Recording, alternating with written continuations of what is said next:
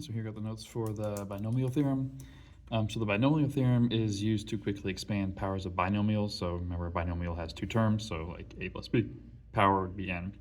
So in some cases, if n gets really large, working out the chain of FOILs or distributing property or things like that is going to take a very, very long time. Binomial theorem lets us work that a little bit quicker at the cost of a little bit more arithmetic.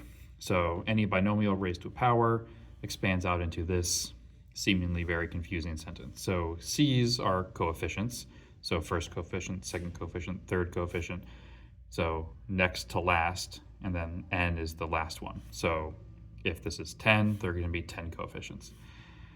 A and b are our terms here, and n is our exponent. So first coefficient, a to whatever the nth power is, b to the 0th. And as you notice, as we come down this list, n minus 1, n minus 2, that means we're taking powers away from a and adding them on to b. So if we take a power away from a, we add it on to b. Take another one away from a, add it on to b.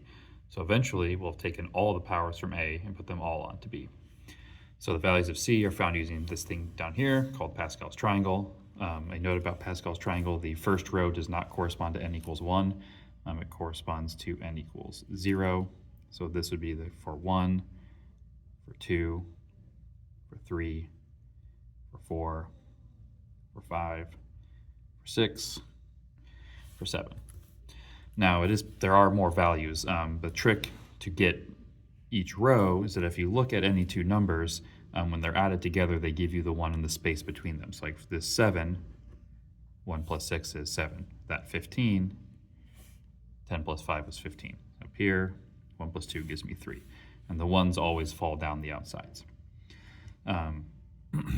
There's a couple ways to figure out which row you need to use. First way, you just start counting 0, 1, 2, 3 until you hit the exponent that you need. The second way is the row is always one more than the exponent because we start at 0. So if I have something to the 4th, I need the 5th row. 1, 2, 3, 4, 5, 5th row. The other way is actually to look at that second term in the list. So that number there will always match your power. So n equals 2, second number is a 2. N equals 3, 3, 4, 4. Now, n equals 0 and n equals 1 are special cases because anything raised to the 0 power is 1, so just a single 1, so it doesn't matter what a and b are. And if I raise it to the first power, that's just the equation. The coefficients are just 1s, and then it only really happens here. Now, if you have an n equals 2, that's a FOIL problem. It might be faster just to FOIL. N equals 3, you have a FOIL plus one extra term, but as you get bigger, using this trick is going to be easier. Okay, so let's see how this works in practice. So the first thing we need to figure out is a, b, and n. So for this problem, a is y squared, b is 2x, and n is 4. So the reason we need n is we need to know which row we're going to use. So we're using n equals 4, so that's this row here, 1, 4, 6, 4, 1. N is 4, or the 1, 2, 3, 4, 5th row, or the second number is 4. So we'll jot those coefficients down here real fast. So how I like to organize it is, instead of working out as a single row, like the answer will end up being, I prefer to work in columns with each term as its own. So each coefficient becomes its own row. So there's my coefficient C1, C2, C3, C4, C5. So next to that goes our A's. So A, and this is going to be true for all of them, because if you look at the terms up here, A, they all have A's. And then we'll need another set of parentheses to hold the b's. I left myself a little bit of space because the a terms are going to need exponents on them, so I left myself some room to put those on. So for powers, 4 is our exponent. So this first row is going to be 4 and 0. A gets all of the exponent, b gets none. As I come down this list, the a is going to lose powers, so 3, 2, 1, until it's 0, and the b is going to pick them up. So at the end, they should have trade places. It's a quick check. The exponents have to add up to n. 4 plus 0 is 4. 3 plus 1 is 4, so on and so forth. So the next step would be exponents come first, so I need to work out those powers. So 1, y squared to the 4th is y to the 8th. Multiply the exponents. 2x to the 0th, anything to the 0th is 1. So for this row 4, y squared cubed is y to the 6th, and anything to the first power is just the thing itself. So this is going to be y to the 4th, Now when I do 2x squared, that squared applies to the 2 and to the x. So 2 squared would be 4, x squared would be x squared. So 4y squared to the first is just y squared. 2x cubed, square the 2 gives me, or cube the 2 gives me 8. Cube the x gives me x cubed. 1, anything to the 0th is 1. 2x to the 4th, 2 to the 4th is 16. X to the 4th is just x to the 4th.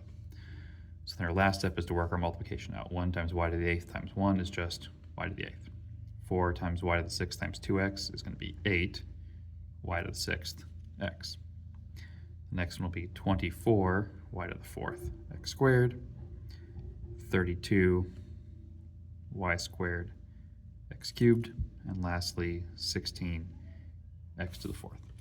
So your final answer is that string written out in a single line. So y to the 8th plus 8y to the 6th x plus 24y to the 4th x squared plus 32y squared x cubed plus 16x to the 4th.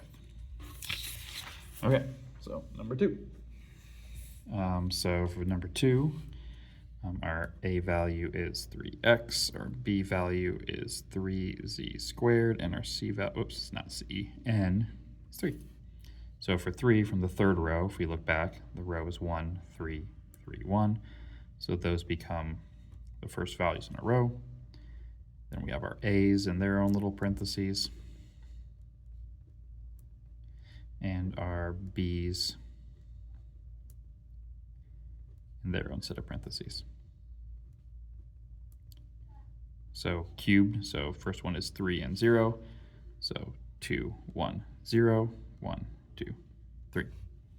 So for our first row, 3x cubed, so 3 cubed is 27, x cubed is x cubed, and anything to the 0th is 1. So 3x squared is going to become 9x squared. 3z to the first is, 3z squared.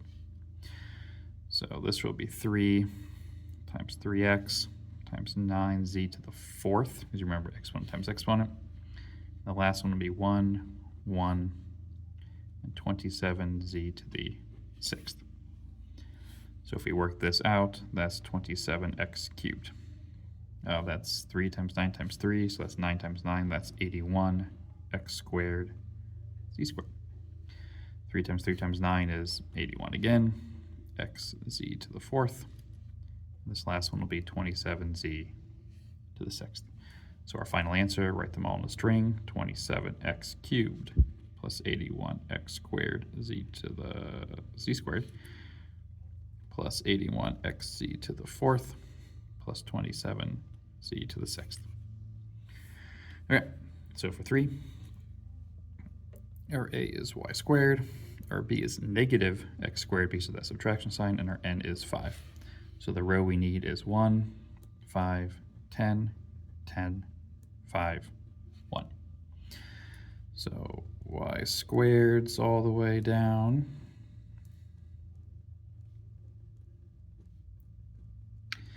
And negative x squared's all the way down.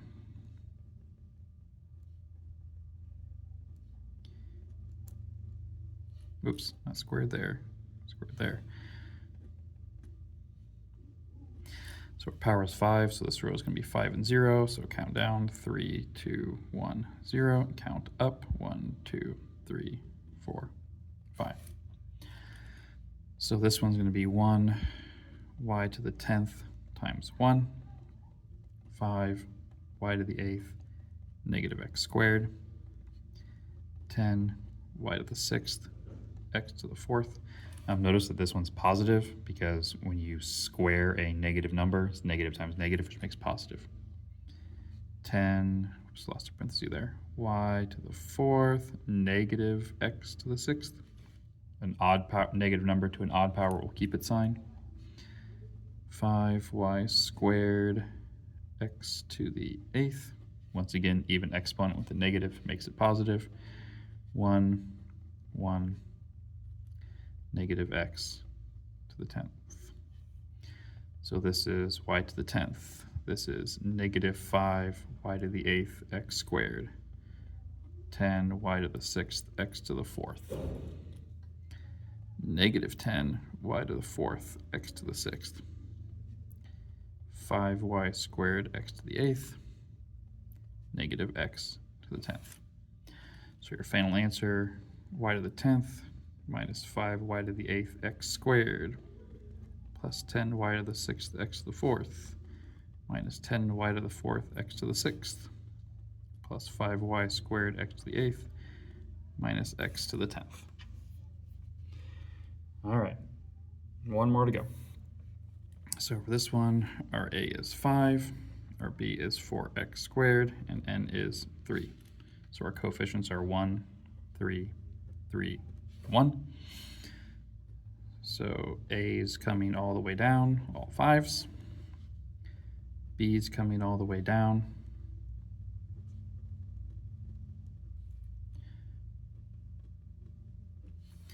So since we're starting at 3, 3 and 0, count down, 2, 1, 0, count up, 1, 2, 3.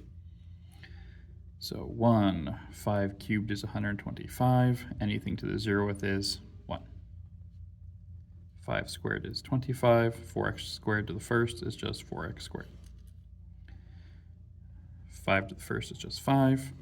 4x squared squared, so square the 4 would give me 16. Square the x squared gives me x to the 4th.